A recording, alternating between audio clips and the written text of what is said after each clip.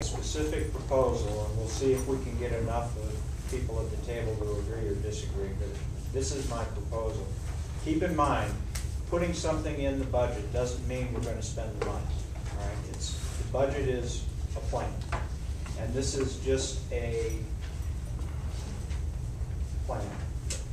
Suppose we ask Rose to do this, that on the topic of wage and salary numbers, without making any decisions on how we're going to allocate the money or whether we're going to spend all of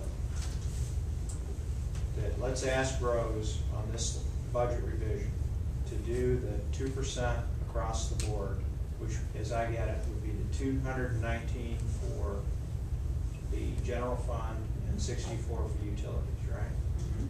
Okay. Number one.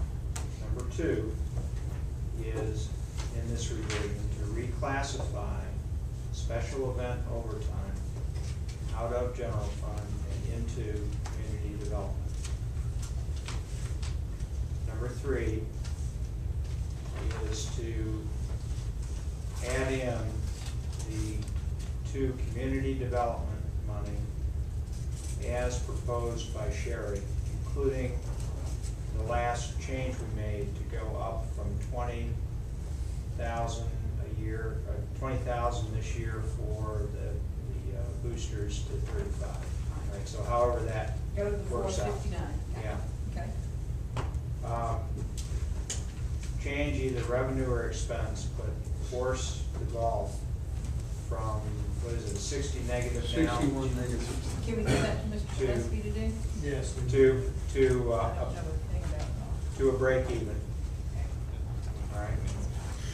Then and the last topic is utility transfers. If you view the budget, this draft showing water and sewer transferring 50%,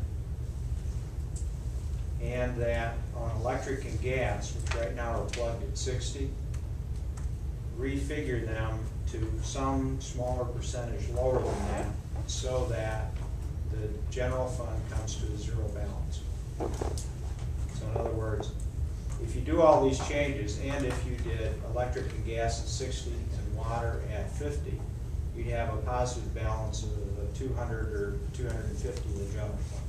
What I'm saying is that just for the purposes of this draft, lower electric and gas from 60% down to, if it's 58.9 or something, whatever it would be, to force the general fund surplus to zero. So the general fund would show no surplus and deficit.